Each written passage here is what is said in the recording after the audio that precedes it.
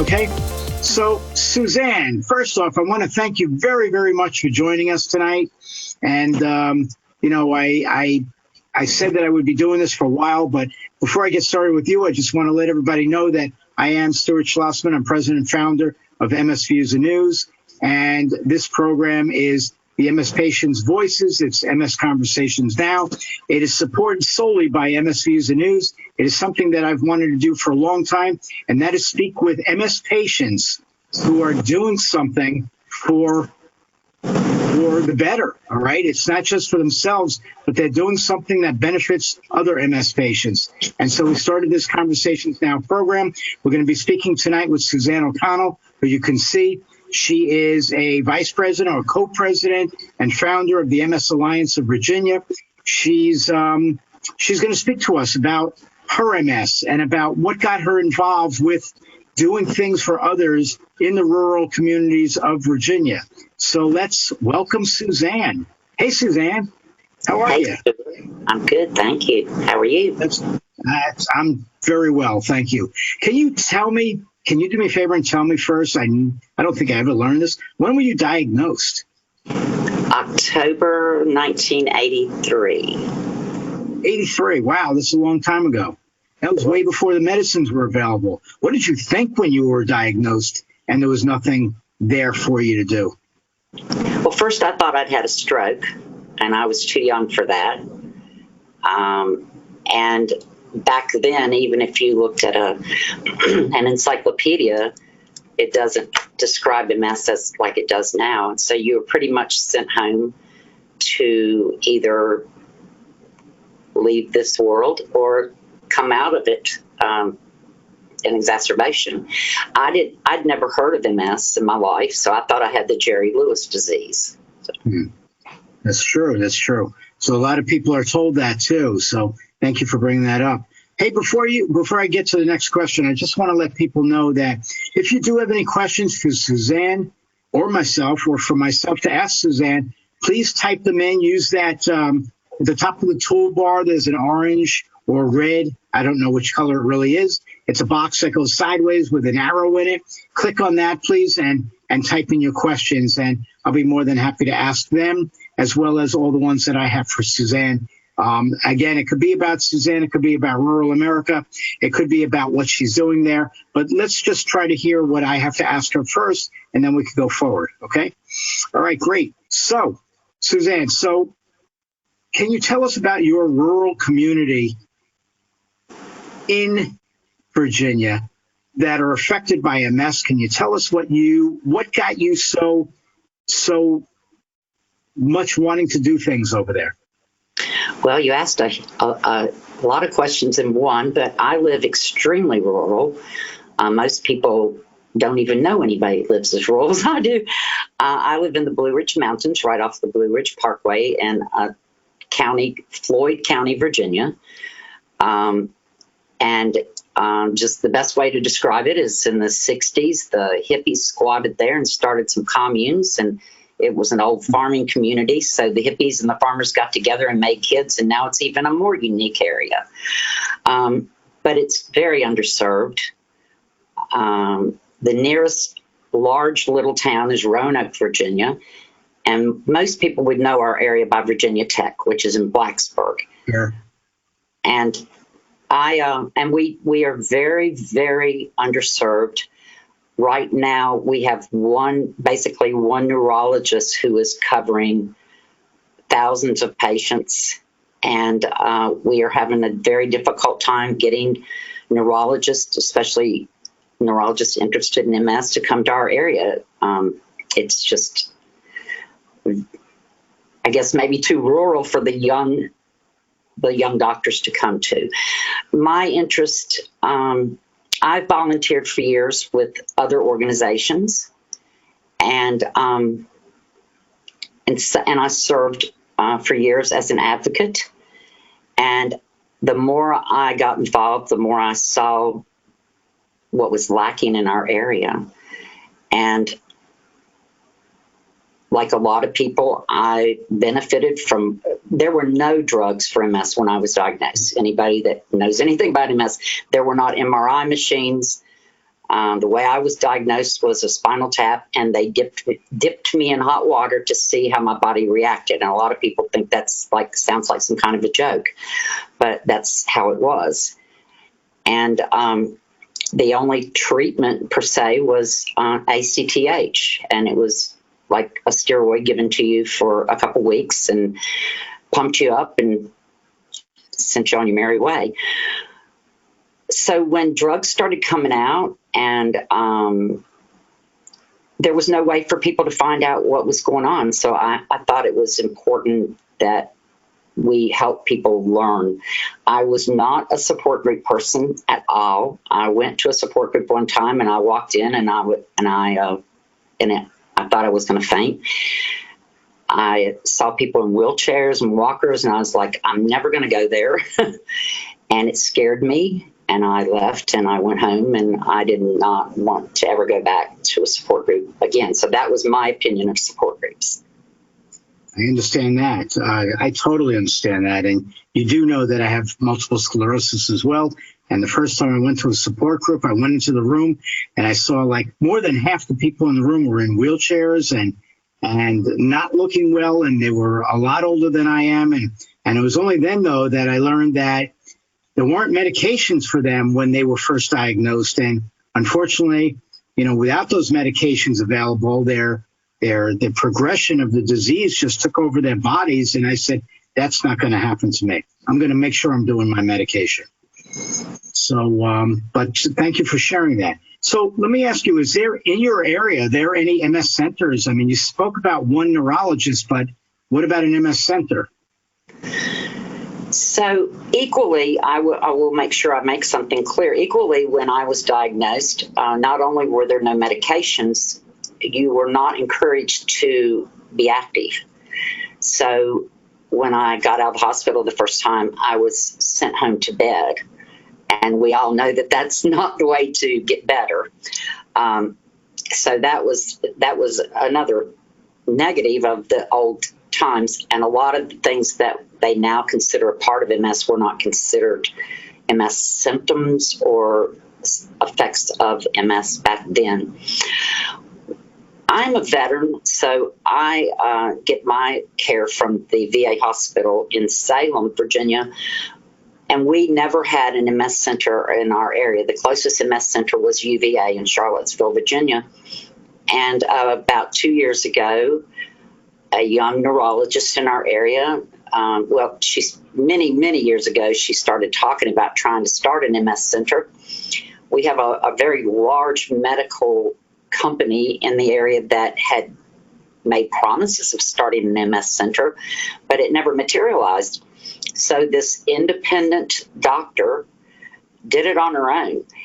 And as she was in the process of trying to do it, she was involving some MS patients, me being one of them. So I worked with her on this for many years, and it just never seemed like it would become a reality.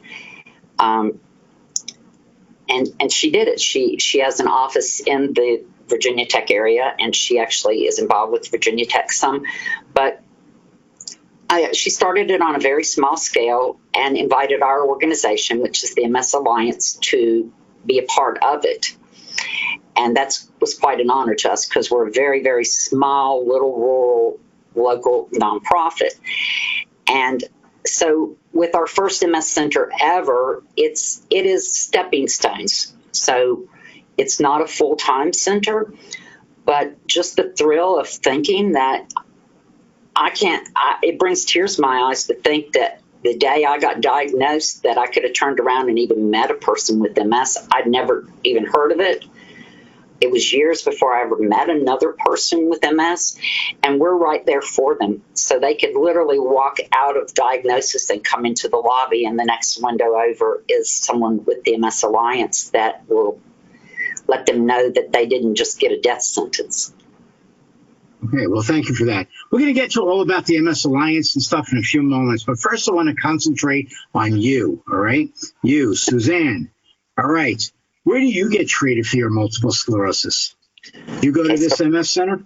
No, I'm a veteran, and I'm I'm service connected for multiple sclerosis, and I get my care at a VA hospital, but the VA has what's called an SCI clinic, a spinal cord injury clinic. And so veterans are treated in the same clinic as as people who have returned from war that don't have limbs, and that's the spinal cord injury. It's an excellent clinic. Ours is a satellite clinic. There are 3 large ones throughout the United States, but ours is just a small one. And it's part of the physical therapy department of the Veterans Administration. On the bright side, I'm not sure where I would be right now if I didn't have those benefits. So I'm thankful that I made the decision as a young person to go into the military. I do get extremely great benefits, and every once in a while I feel bad because I can get more advanced equipment, but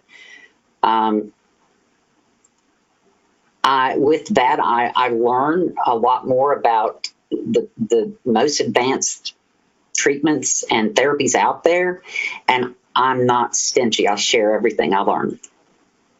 Okay, thank you.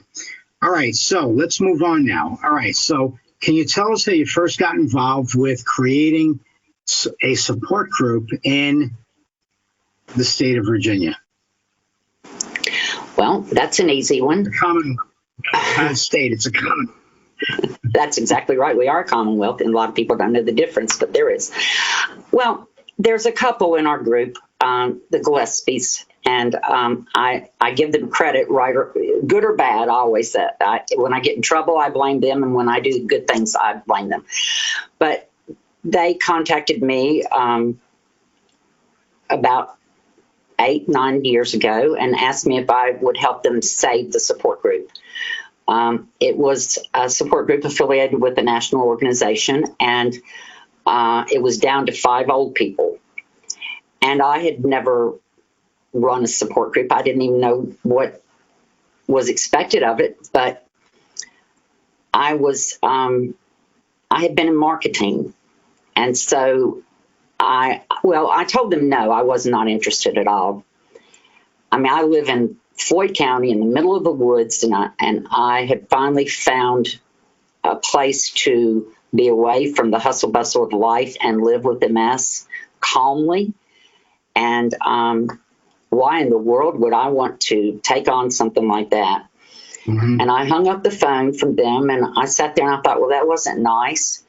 So I called them back and I apologized. I said, I'm sorry I told you no. I said, but, why won't you do it? And they said, probably for the same reason you won't.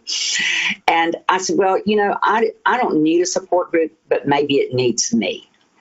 And I was good at marketing before I had to retire, and I had to retire very young. And when you have to retire young, you do feel like you've lost a piece of your life, I think. So I told him I would do it for 2 years. As I said, that was 9 years ago. So I took it on like I would take on any product I believed in, and I started marketing it. So I didn't live in the city. I would go to the city, and I'd stay down there for a day or two, and I would go around to all the doctor's offices and clinics and hospitals and post flyers everywhere. And so the very first meeting I had, I didn't know what I was doing, but I knew that we always wanted to hear from each other. So I asked 4 of my peers to share their story, and our very first meeting was in the middle of an ice storm in the mountains of Virginia, and we had 12 people, and they shared their story. The next month we had 25 people, and that kept happening. And I didn't even know there were that many people in our area diagnosed. I'd never met that many people. We had one doctor in the area who had a neurology office where the majority of the patients went for years and years. So you would see people there. And when infusions started happening, you would see people in the infusion center, but you never knew there were hundreds and hundreds of people. And they started showing up because I'm not shy. I'm just like I met you. I've asked Willie Nelson if he'll come and play for us. So I'll ask anybody to do anything. What's the worst thing that could happen? They'll tell you no. So I got the very best speakers that I could find, and so people wanted to hear them. And people came out, and we all got to meet each other, and it became a community. And word got out, and it started spreading around the state. One of the things I did was, on the advice of several people, was I made our support group be independent, meaning we were not affiliated with one organization. We were totally independent. And that way we could get information from all the organizations, including the Veterans Administration, and nobody was influencing the information that we were giving out. It was ours, and we were not being told what to do by any other organization. It is solely run by people living with MS. Good. All right. So let me get on to the next question. How did you actually become a 501c3? That's the same story. I remember one day we were all sitting around and somebody said, you ought to start a nonprofit. And I said, you ought to go jump off a cliff. I mean, why would I want to do that? I was already having to work around the clock because these support groups kept growing. We had to keep splitting into more support groups because we started having 50, 75, 100 people at a support group meeting. Sure. And that's not a support group. That's a conference. And right. So why in the world would I want to? And plus, I'm old, and I didn't feel like I was educated enough to do something like that. And but stupidity has its perks, because if I knew then what I know now, we would never have ever had it. It kind of formed itself.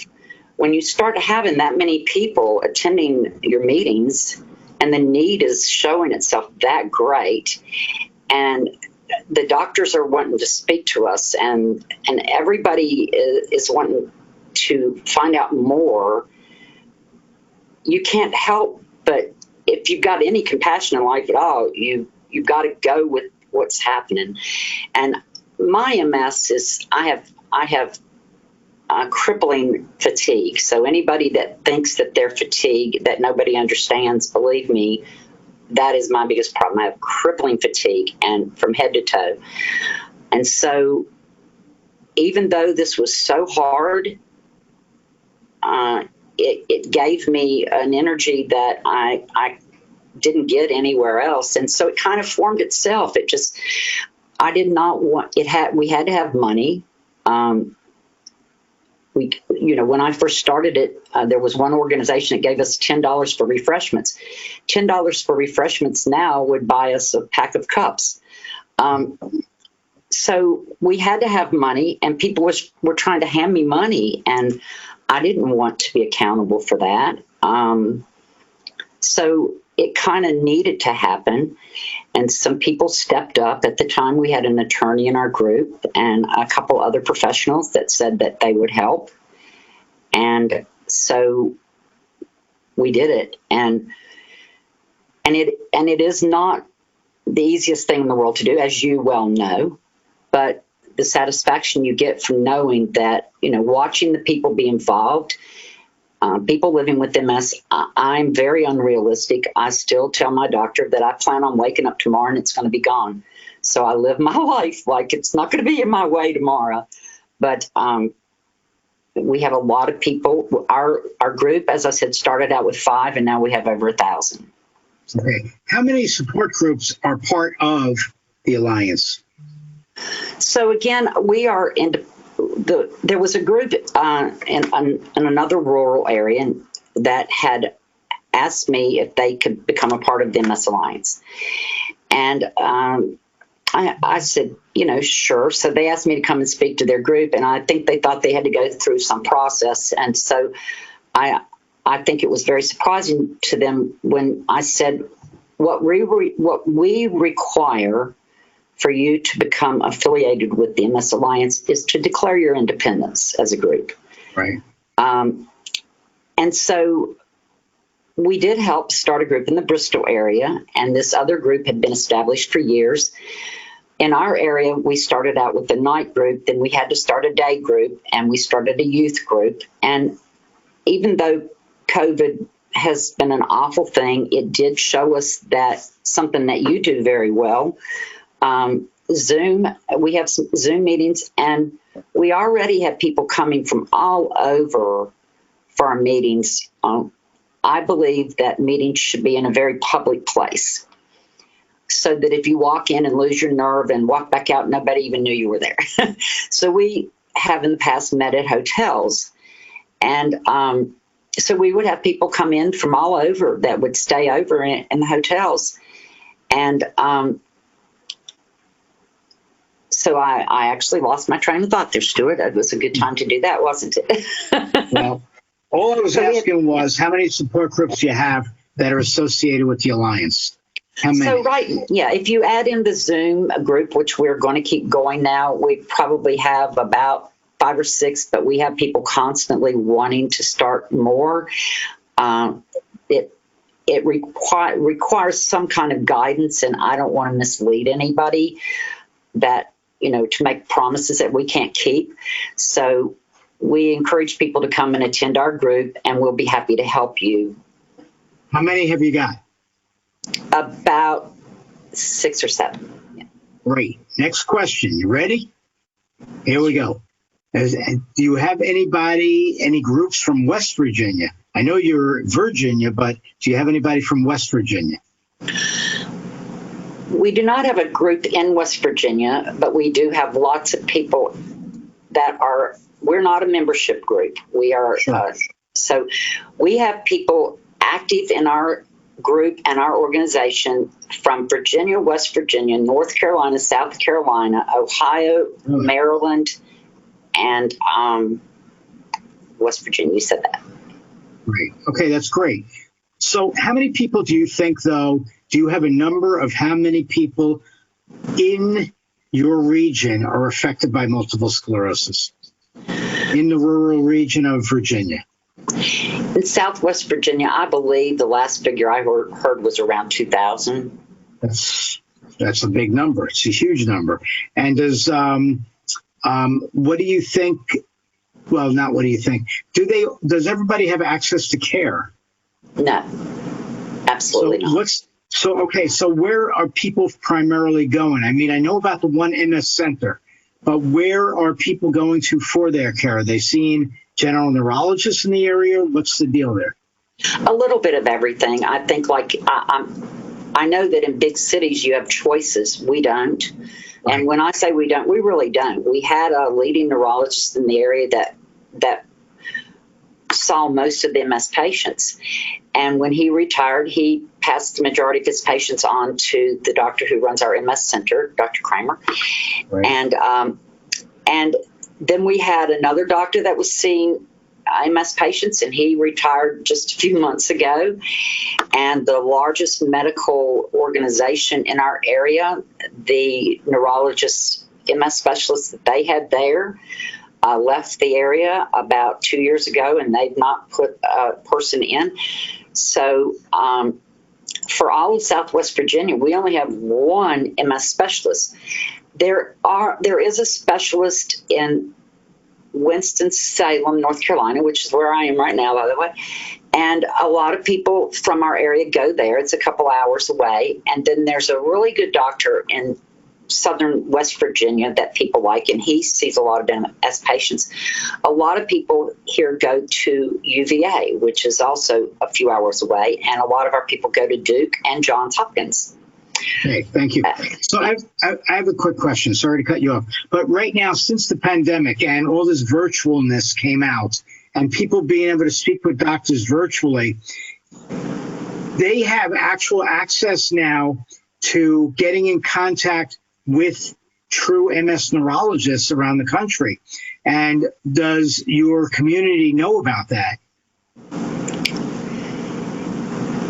I'm sure they do, but I don't think that that's the kind of care that most people want. That's not the kind of care I want. Well, you can actually get great care virtually with them speaking with you by Zoom or whatever other platform. We don't use Zoom, but you do. So, doctors can speak with you, can make you feel better. It doesn't just have to be an MS neurologist, but if a person needs to speak with a psychologist or a physical therapist or somebody that can help them to overcome something that they're happening, does your community know that the virtual world or telemedicine is available to them? Oh, absolutely. When COVID first started, the doctor that runs our MS center, that's how she kept it going for the first few months. And the VA actually does that. The VA had already been doing that. So yes, I just think that there's something to be said about that being with the doctor. I mean, we've lost a lot of our. I think that in the olden days, you had a relationship with your doctor. They knew you. Yes. And that's lacking now, and I think that affects our care. And that's my opinion, of course, but I think that, it's wonderful that we've discovered telemedicine. I think it could be great for a lot of circumstances, but I find, and you do too, that some people don't ever leave home except to go to doctor appointments. I used to be that way. Right. So, but still, if they don't have the availability to see somebody in your area, there is the option to speak with people by telemedicine these days. And that's what we would like to know if people need more information about this. Like for instance, if you had a list of people if you had a list of people that your community can call on for specific things other than your neurologist, do you think that would help? I'm not really sure. I think that there are some people. I think that we're not any different. We're not Martians. We're just like everybody else. We're rural, and I think that a lot of us are used to the fact that we don't have the kind of care. We can't just jump in our car and run down the corner to a doctor. So that's where I could see that being helpful. And I know a lot of people have taken advantage of general practitioners that way.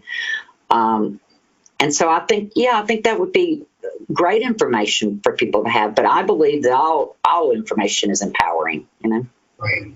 Well, maybe your constituents can put together a list of what kinds of doctors you might want, or others that are not specific doctors, but services that might be needed, and that we can help you to put together that list of people that can be called on, through telemedicine to work with them, or even, again, physical therapists, or a personal trainer, to just be able to call on them and be able to get them to stand up better, or get out of a chair better, or get off the floor, or whatever it is. But there are ways for people to discuss this with them without actually having to be in person to speak with them. That's actually, Stuart, that's, I think I almost sound like I was avoiding the question, but interestingly enough, we recently signed an agreement with Radford University. Their physical therapy doctorate department approached us and they want to create a physical therapy program designed for people with MS.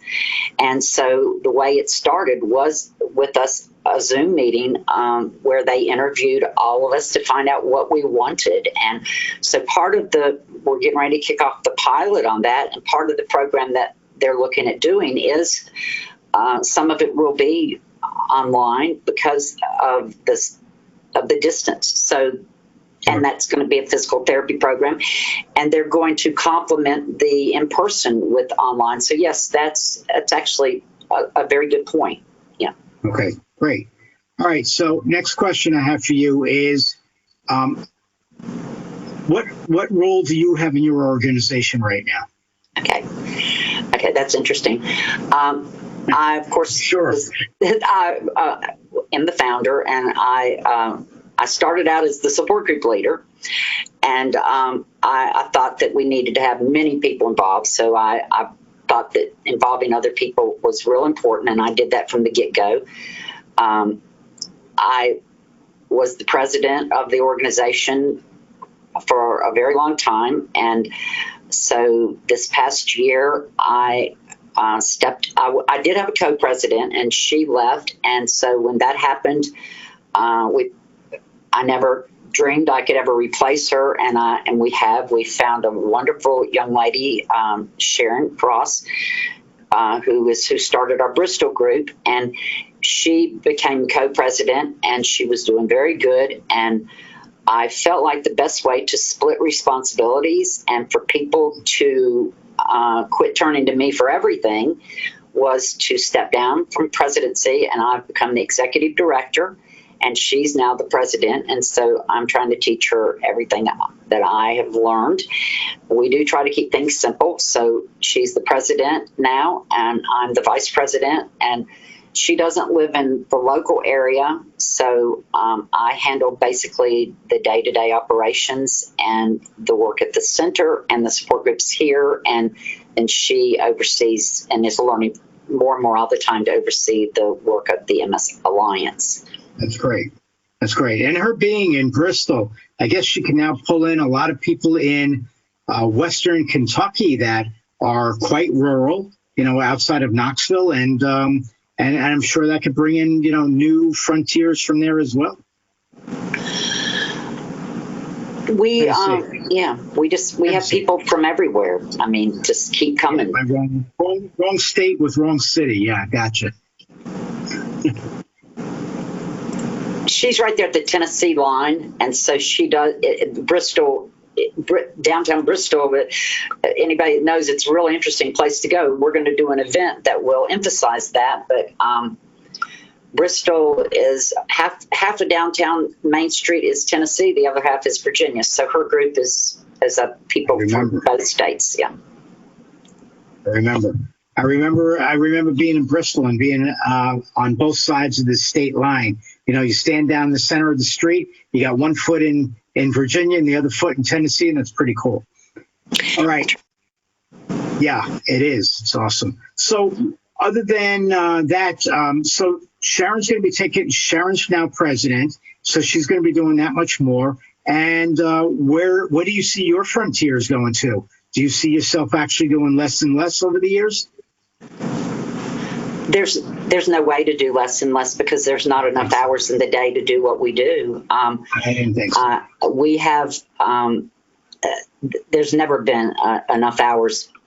We first of all, I want to make sure that I don't leave here without saying that the biggest thing I think is and COVID just messed this up so bad, but I thought it was so important to get people out and to meet other people with MS. And when you say I smile, I think there's nothing better in the world than to have fun. So we try to always have fun. And I used to have a policy that we would not have meetings where we cry. But someone said, well, what if I want to cry? I said, well, then go start a crying group. But the more I've thought of that through the years, there's nothing wrong with crying, just so we leave feeling better than we did when we got there.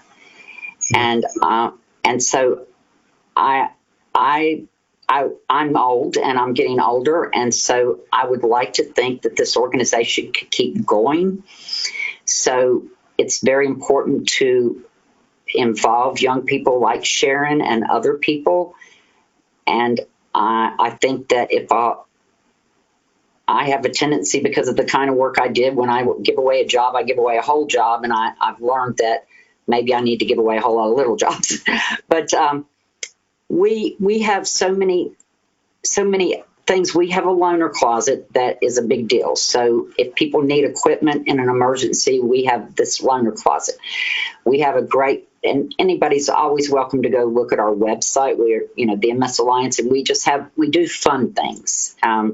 We have our Cinderellas Closet, which is more than once a year, but once a year we do an event where people get makeovers, and it might sound cliche and silly, but how many people do you know living with MS that ever put on a formal and get to go out and feel good about themselves?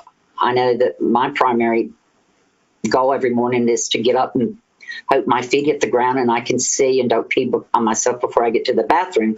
And so to be able to get dressed up and everybody gets involved, the whole family.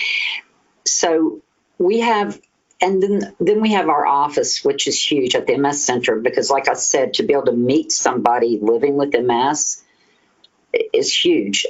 I remember the first time I was in the office and someone had come out of being diagnosed, and she stood there with tears in her eyes, and I had tears in my eyes too, because I told her, I said, this is what I dreamed of.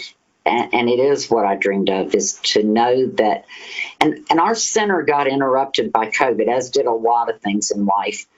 But we look at being able to develop on this center where we can have more programs there, because there's a lot of people that want to get out and do things with other people. And we were trying to do a lot of that, and that got interrupted. So this will hopefully give me more time to develop those projects. Yeah. So thank you for that. Now, how do you get, I mean, you guys do some great things in your area. I mean, that's some. You guys do a lot of great things in your area, and you get people involved. Okay. You're not just getting I've been to your programs, all right? So I know it's not just the patient. You have the care partners involved. You have the children involved. How is it that you're able to do that? Is it all because you're only doing fun things? Or is it, I don't know. How do you do that? I mean, I don't see that in urban America. You don't see people wanting to get out there and help and be part of what's happening.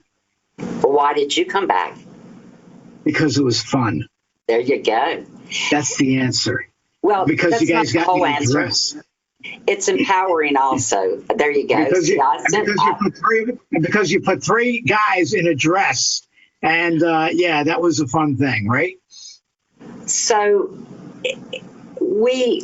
I think that when something works, and no matter what you believe in, we don't involve religion and politics, but no matter what you believe in, when you can tell there's a bigger power than me carrying this through, a little organization like us getting a contract with Radford University, I mean, honestly, a group of physical therapy doctors that want to design a therapy program for people with MS. I mean, that's huge in my opinion. We've had some of the leading doctors in the country that have come and spoken to our group. I think a lot of it's bravery, and I think people are constantly marveled at some of the things that we pull off there. But why not? And even the people that might not be interested in the fantasy fun side of it, they're intrigued by the quality of speakers and the quality of information that we deliver. And we haven't sold out. Nobody's money is any better than the information that I want to get. I want everybody to know about every possible treatment and therapy available. I don't care what your opinion of me is. I talked about marijuana before anybody else did. I talked about CBD before other people did. I don't care about being judged. I think it's fair that other people know. I think there's too much power the way it was when I was diagnosed. Doctors could pick and choose what drug they were going to put you on, and no matter how honest you are, we are humans. And that's a lot of money dangling in front of a doctor to choose the medicine for somebody. So I take a lot of this very personal, and I think that it's important that everybody know what's available, and we deliver that. Okay, great for that. So, by the way, while you're on that, though, while you're talking about great doctors coming there, so, MS Views and News is bringing this program to your area on August 7th, and we have Dr. Boster, of all people, that are coming in. He can't wait. He cannot wait to come and make MS boring. He's going to show you guys, he's going to speak to you about making MS boring. He's going to talk about the invisible symptoms. He's going to talk about the latest on MRI, and he's going to speak about whatever he can to make you guys more comfortable with knowing that you guys could be on this great course to learning. Okay, so that will help out. All right, so going forward, how do you? So what big events do you have coming up that will get your entire families and all the families that are associated with multiple sclerosis involved with your fall events? What do you got coming? So over the years, which is one of the things that we've gotten, that you've done with us, that was so fun. Over the years, we'd had a conference every year in the summertime. Generally in the spring, we have an MS awareness program in March. We've had through the years called it the Snowball. And that all came about from a conversation one time of, we live in the mountains. Let's all get a hotel room and get snowed in at the hotel and have a ball. That's where the name came from in the whole beginning. And then it became a rejuvenation weekend. Then we started having our annual conference, and it was one of the few I've ever seen in the country where it was a conference of people designed by and put on by people with MS and the caregivers. And again, we had great speakers. The last year we had 8 neurologists. We had every pharmaceutical represented, as well as yourself and most of the national organizations. We have been affiliated with almost all of the national organizations in our time, as well as veterans organizations. And I would have loved it if we could have been able to coordinate it better to where when you were coming this year, that we could have done Cinderellas Closet again, because that is really fun. With the Cinderellas Closet. Just so you know, when we set up to do that program on the 7th, it was, our schedule is months in advance, and we actually thought that you were going to be doing Cinderella's Closet, which is why we planned it for around that time. So. Yeah, and we, who would have ever thought? We've had the Little Miss America that's been involved with our program, and just a massive amount of people that you would never believe. I mean, one year we had a great big huge carriage that looked like Cinderella's carriage there. It was a photo shoot, and we parked it right in front of the hotel, and it was lit up. It was beautiful. One year I was supposed to be interviewed by the television station, and I made a bet with somebody on jumping in the pool, and I forgot I was supposed to be interviewed, so I come out there dripping wet for my interview. But I believe that we should have fun. So what we would normally have on our agenda is not on our agenda. We are working on a respite camp, but it is a more of a private event because it's being funded as a respite camp for people severely affected by multiple sclerosis. We always have we've never dropped having our holiday gala, which we have in December. And as I tell you these things, again, anybody's welcome to look at our website and take a vacation and come visit Southwest Virginia and come and visit our events. We are looking at starting something brand new, and I probably shouldn't even say it, but maybe this will put a fire under the people in our group to take that extra step, because what I said about visiting Bristol, our people live in some of the most amazing places. Floyd is just unbelievable, and Bristol is cool. And we have another lady living in Luray. And if you look these places up, Luray is Luray Caverns. Right. Floyd is known as one of the hippie capitals of the country. And so we want to start something called Come Visit Our Town. A lot of people wanted to do a walk for us, and we felt it was in our best interest to try to be, I love creativity. So let's come visit my hometown, and let me show you around, and we'll walk around my town, and we'll involve the businesses and the local hotel, and we'll have a little get together and some dinner and a band playing. And so our event that we're going to hopefully be kicking off for 2022 for sure will be a series of Come Visit My Hometown. And in these cities where you can get your photo op being in Tennessee and Virginia at the same time, or in downtown Floyd, Virginia, or in Luray, hopefully. And we're looking at doing this throughout the state and at small events all over. And that's the whole family involved. We don't care. I need to stress, money is just money. We don't use our people to raise money. The money will always come. I used to have the treasurer of our event look at me and, what are you talking about? I'm like, money will come. It'll fall out of the sky. We don't care. We want to have events that involve people without feeling like, I went through the guilt game for years, like give my money when I didn't even have it. We make sure that anybody whose life's affected by MS that wants to be involved in our events, don't let money be in the way of that. So, I mean, it's nice if people can help us raise money, but that just seems to take its course. And so anybody that ever and we would love this to be contagious. I'd love to see an MS Alliance everywhere in the country. And I was asked by someone one time, could I box this? I could, but it needs at least one passionate person that wants to see it through, like you have with yours and we have with ours, and the dream of having someone that came through for me, like Sharon, for example. Well, we're going to come through with your Snowball if you do that this year, as we've helped out with your Cinderellas Closet in the past, but I definitely want to help out with Snowball. And so I definitely want to be up there for it as well. So I just need to know when, because I got to make sure we're not planning an event somewhere else for that same weekend, all right? Okay, so let me ask you a question. Who brainstorms your programs that you're doing? I mean, is it you or is it your committee? What do you got going there?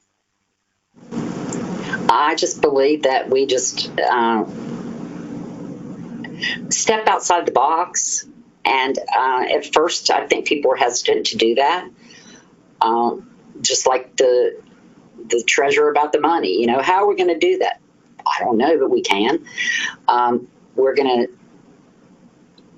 We can do anything. I mean, the Cinderellas Closet, for example. I went on the first cruise I'd ever gone, and I heard a girl recently get diagnosed, and she said she had all these plans in life, and now she wasn't going to do them. I'm like, I've done more since I've been diagnosed than I ever did before.